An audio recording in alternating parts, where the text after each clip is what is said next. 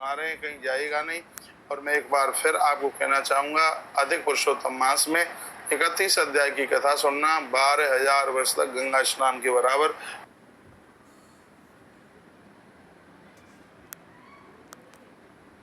अध्याय सुदेव को पुत्र की प्राप्ति एवं देवल मुनि द्वारा गुण और दोषों का वर्णन।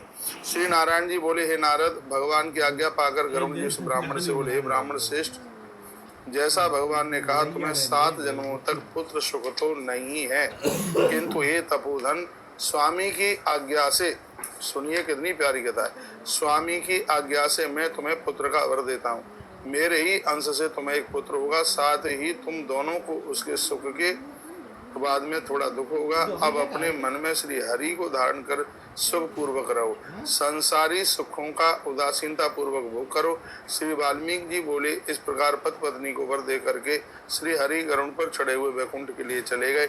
सुदेव भी वर पाकर स्त्री के साथ घर चले गए, गृहस्थ सुख भोगने लगे। कुछ समय बाद गौतमी जो उनकी पत्नी थी वो गर्भवती हुई तथा 10वें मास में उस देवी ने एक बड़े सुंदर से बच्चे को जन्म दिया। इस कथा के सुनने से वंश वृद्धि बढ़ती है। जिन बहनों को संतान नहीं है, मेरे निवेदन पर पुरुषोत्तम मास के 16 अध्याय के नंबर की कथा को जरूर सुन लीजिएगा।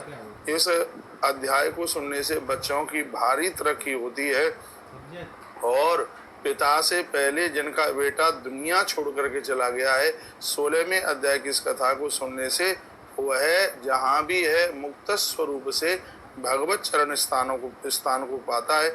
इसलिए यह अध्याय तो शायद सबके लिए ही जरूरी है। आइए आगे प्रसंग बढ़ा रहा हूँ, कहीं जाइएगा नहीं।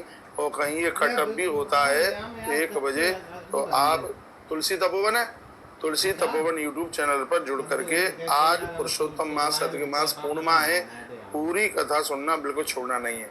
कह दिया गया कि सुंदर बालक को जन्म दिया उस माता ने, जिसे देख करके सुदेव को भारी प्रसन्नता हुई, सीमा नहीं रही खुशी की।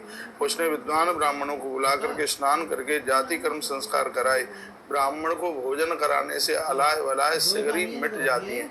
हमसे साल भर में बहुत अपराध होते हैं, इसलिए तो मैं कहता हूँ अमावस्या और पूर्णिमा को ब्राह्मण भोजन से न चूकें।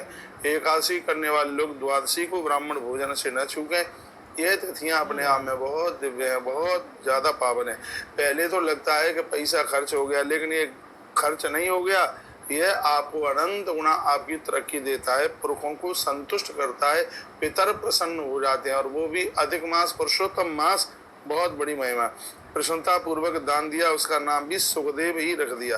वह बालक माता पिता को आनंद देता और शुक्ल पक्ष के चंद्रमा के समान वह बढ़ने लगा। समय के अनुसार पिता ने जनेऊ संस्कार कराया, गायत्री मंत्र की दीक्षा दे करके ब्रह्मचर्य आश्रम में पाम रखा।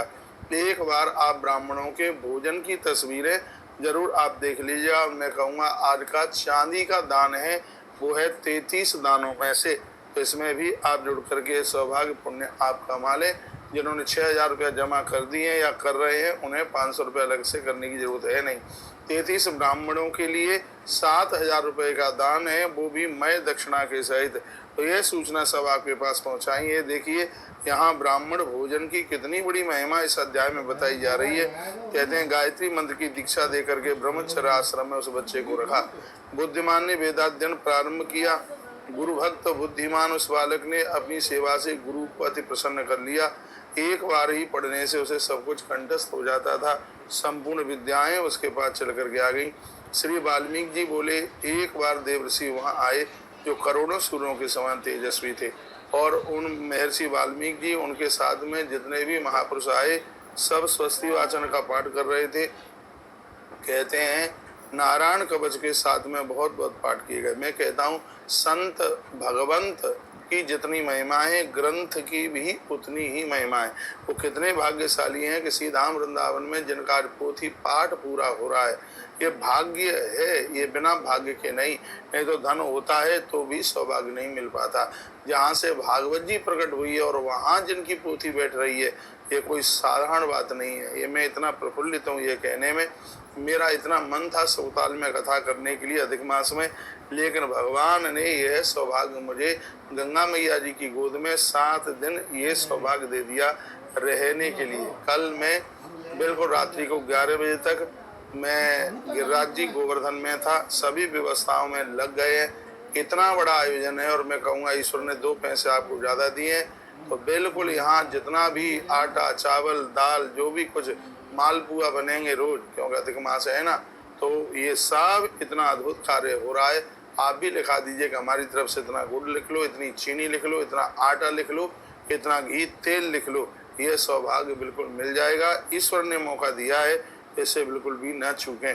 यहाँ 7 दिन की पूजा का 5100 रुपया आपके नाम से, और वहाँ प्रत्येक दिन गौ माता के कच्चे दूध से अभिषेक भी होगा और परिक्रमा भी लगेगी और साफा। Welcome back to my YouTube channel. अगर आपको मेरी वीडियो अच्छी लगी हो तो प्लीज़ लाइक करें, शेयर करें और कमेंट करें, और हर हर महादेव कमेंट में करना ना भूलें, और मेरे चैनल को सपोर्ट करें। ऐसी नई नई वीडियो आपके लिए मैं लाती ही रहूँगी, और भगवान का ध्यान करें। जय जय श्री राधे, श्री शिवाय नमस्ते, श्री कृष्णाय वासुदेवाय, हरे परमात्मने हृदय कलेश नाशाय, गोविंदाय नमो नमः। जय जय श्री राधे।